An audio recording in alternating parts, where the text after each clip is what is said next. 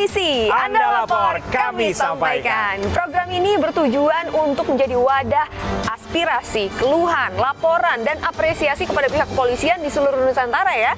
Hari ini bersama saya Anita Mae. Dan saya Pram Sunjaya pemirsa.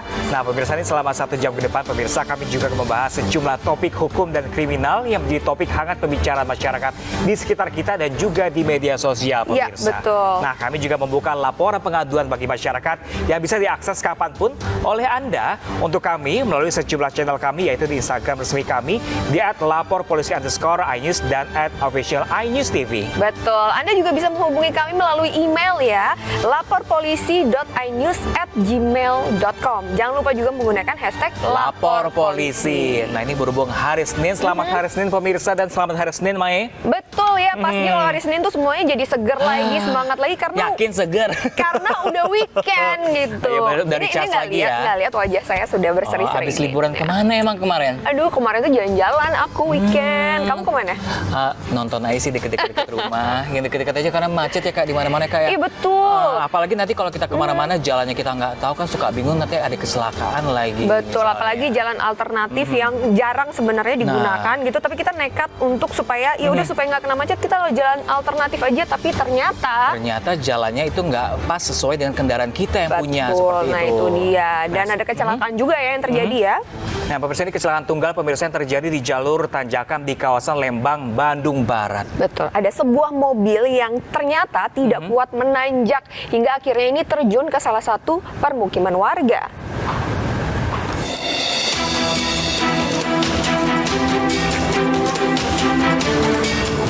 Beginilah kondisi terakhir mobil minibus yang diketahui mengangkut 4 penumpang asal Jakarta dengan tujuan berwisata ke wilayah Lembang melalui jalur tanjakan terjal di Jalan Alternatif Bukanagara Lembang.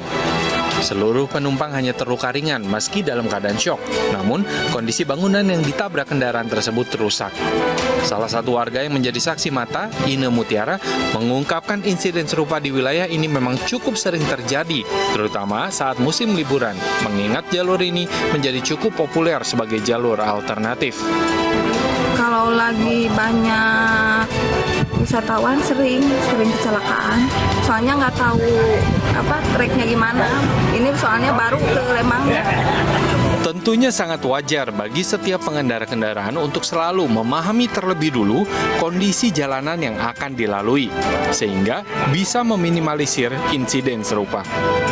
Dari Kabupaten Bandung Barat, Jawa Barat, Yuwono, iNews melaporkan. Oke, selanjutnya nih kita harus tetap waspada dalam berkendara. Kalau misalnya lagi liburan, jangan cuma fokus pada kita mau liburan ngapain aja. Ya, ngapain aja. Betul, ya. Tapi lupa nih kondisi kesehatan seperti apa. Dan yang lebih penting lagi, kondisi kendaraan ini udah siap mumpuni belum untuk perjalanan jauh. Nah itu dia, apalagi kalau di jalur alternatif yang tadi ya, kita belum tahu kondisinya seperti apa. Jadi kita harus ekstra waspada. Mungkin alangkah baiknya sekarang ada gadget, udah semakin canggih teknologi ya. Kita browsing dulu perjalanan ke sana ini seperti apa sih, rutenya seperti apa sih, medannya berat atau enggak sih. Nah jadi ada persiapan matang seperti Betul itu. sekali. Nah pemirsa, kita ke informasi lain pemirsa. Ini masih soal kecelakaan.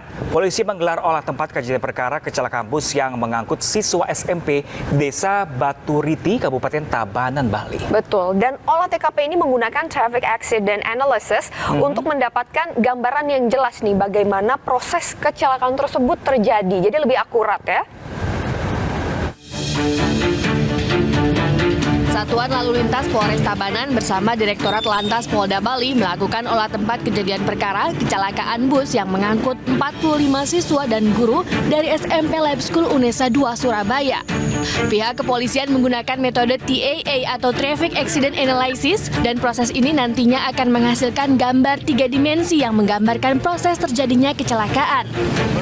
Proses TAA ini dilakukan dengan merangkum gambar dari lokasi kejadian, selanjutnya melakukan penggambaran peristiwa yang mengacu pada keterangan saksi-saksi. Yang pertama keterangan saksi dulu, itu berapa titik tabrak dan kendaraan yang terlibat. Jadi dari detail-detailnya itu, jadi kita harus berdasarkan dari keterangan saksi dulu. Jadi ada berapa kendaraan yang di situ terlibat, terus sentuhannya ada berapa, tikungannya juga ada berapa. Di situ nanti kita berdasarkan itu baru kita bisa mengerjakan, dan prosesnya itu memang butuh waktu. Sementara itu, bus pariwisata nahas tersebut sudah berhasil dievakuasi pada Minggu pagi. Polisi juga berencana memanggil pemilik bus dan pemilik kendaraan yang ditabrak. Sementara sopir bus berinisial AS 38 tahun asal Surabaya masih dimintai keterangan di Mapolres Tabanan.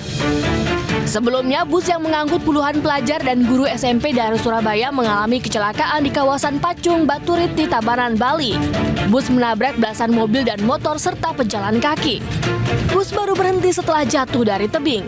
1 orang tewas di lokasi kejadian, sementara belasan korban luka dibawa ke rumah sakit. Dari Tabanan, Bali, Madi Argawa, iNews melaporkan. Ya, kita ke informasi lainnya ya. Gara-gara menghilangkan baju, ada seorang perempuan menjadi korban pengeroyokan di Makassar, Sulawesi Selatan. Nah ini yang miris lagi, korban dikeroyok dalam kamar hotel oleh sejumlah perempuan.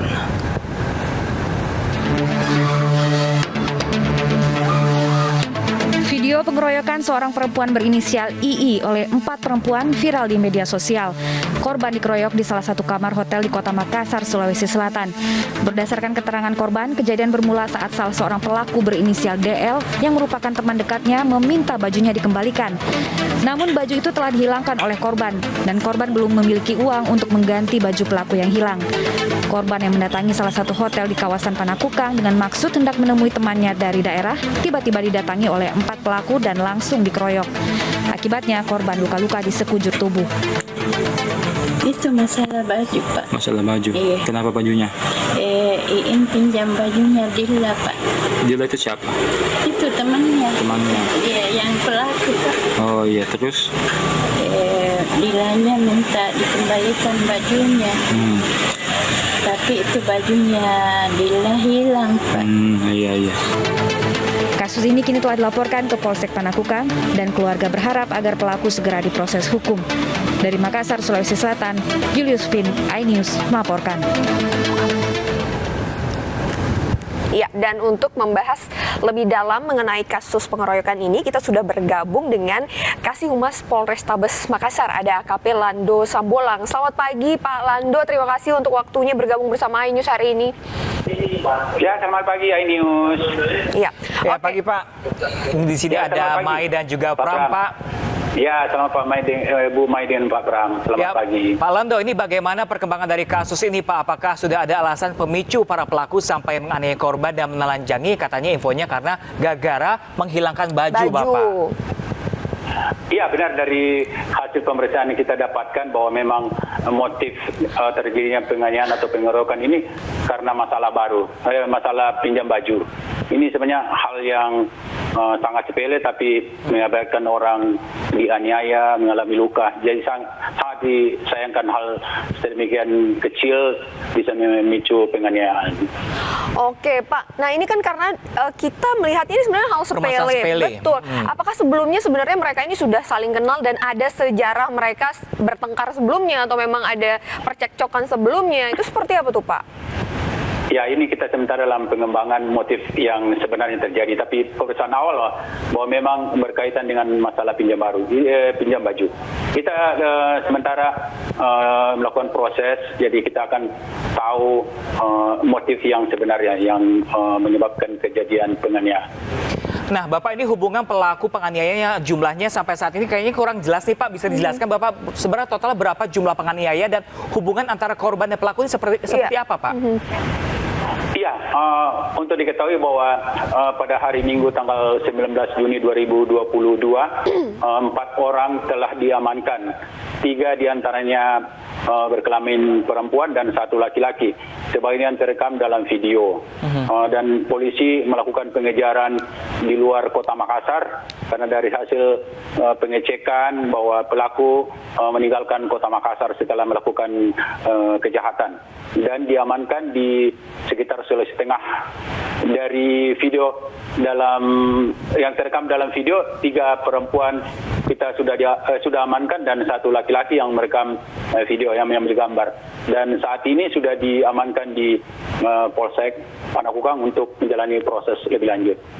Dan ada beberapa orang yang keterangan saksi atau tersangka masih dalam pengejaran pihak kepolisian. Oke, Pak Lambo, ini untuk memperjelas lagi, Pak, kalau boleh diceritakan lagi kronologinya kayak apa nih? Karena kita lihat ini kan dia ditelanjanginya di kamar hotel begitu ya. Nah, ini kejadiannya bagaimana? Kemudian dia bisa sampai dibawa ke kamar hotel si korban ini dan akhirnya sampai ditelanjangi gitu ya. Sampai dan pelaku ini juga sempat melarikan diri. Ini prosesnya seperti apa sampai dengan penangkapannya ini, Pak? Iya, memang dari keterangan kita dapatkan bahwa hasil penyelidikan mereka karena mereka membuntuti korban, diketahui ada salah satu teman dari pelaku dan korban juga yang bertemu di salah satu kamar hotel di wilayah Panakukang. Itu setelah pada tanggal 16 itu. Ketika korban tertidur, mungkin ada di antara pelaku yang berhubungan dengan teman, salah satu pelaku juga yang berada dalam satu kamar dengan korban, menghubungi para pelaku, sehingga para pelaku datang masuk dalam kamar hotel dan tiba-tiba melakukan penghinaan terhadap korban. Yang menyebabkan korban mengalami luka pada bagian wajah dan kepala. Oke, baik Pak Landu, terima kasih. Itu, ya.